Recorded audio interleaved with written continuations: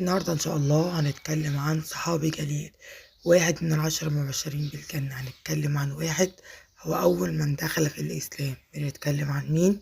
بنتكلم عن أبو بكر الصديق رضي الله عنه. نسمي الله ونصلي على رسول الله. اللهم صل وزد وبارك على حبيبي وشفيعي رسول الله محمد. أبو بكر الصديق اتولد في بعد عام الفيل بسنتين ونص. اسمه هو عبد الله ابن أبي قحافة عثمان ابن عامر ابن عمرو ابن كعب ابن سعد التيمي القرشي. أبوه هو أبو قحافة عثمان ابن عامر ابن عمرو التيمي القرشي. أمه هي أم الخير سلمى بنت صخر بنت عامر التيمية القرشية.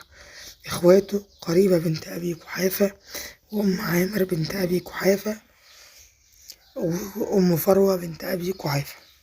أما عن زوجاته فأبو بكر الصديق اتجوز 4. أول واحدة فيهم كانت قتيلة بنت عبد العزة، واتجوز كمان أم رومان بنت عامر وأسماء بنت عميس وحبيبة بنت خارجة. أما عن أولاده فكان عنده 3 ولاد و3 بنات. الولاد عبد الرحمن وعبد الله ومحمد.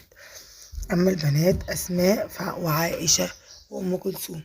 أسماء اتلقبت عليه رضي الله عنها بذات النطاقين، اللي الرسول عليه الصلاة والسلام هو اللي لقبها، لأن كان الرسول في الغار هو أبو بكر الصديق.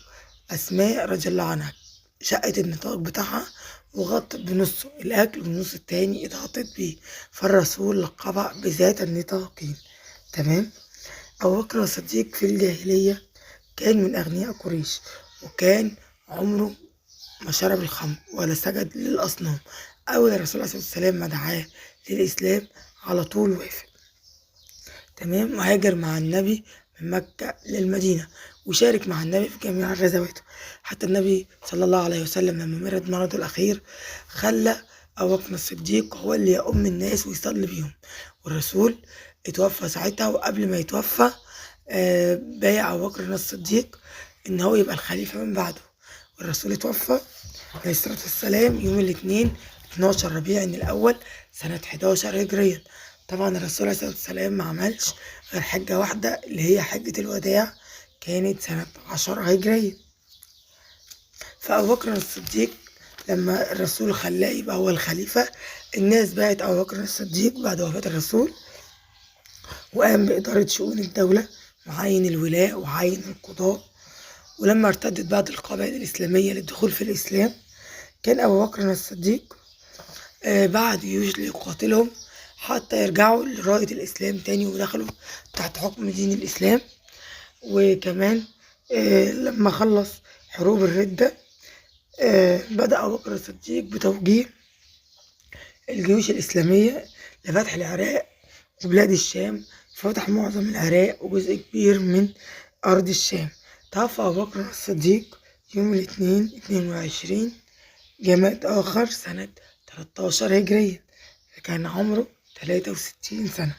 رحم الله أبو بكر الصديق. الناس سبحان الله، الناس دول مش بيبقوا في المكانة دي وإن هم العشر مبشرين بالجنة وإن هم في المنزلة دي عند النبي من إن هي حاجة بسيطة. أبو بكر الصديق صرف كل فلوسه في دعوة دين الإسلام. كان مرة بيتسابق هو عمر بن الخطاب رضي الله عنه عن مين اللي يطلع فلوس أكتر، أنتوا متخيلين؟ فجه عمر بن الخطاب طلع نص ماله وقال للرسول: يا رسول الله أنا طلعت نص مالي. افتكر إن هو يعني إيه زود عن أبو بكر الصديق.